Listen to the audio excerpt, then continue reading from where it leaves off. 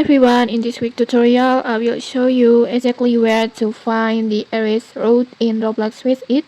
So let's get started. First, just go to Tropical Grove. This one, just go to this island with your boat. And then when you arrive on this island, just go to the waterfall area like this. Just pass through it like this. And then just go to over here.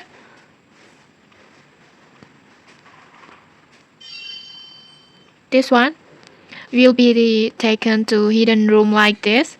Just enter it, and then right there is the erase road display room. This one. This erase road is cost 3 million coins, and it will comes with a strong stat that make it one of the powerful roads in this game. So that's it. That's how you can find the erase road locations.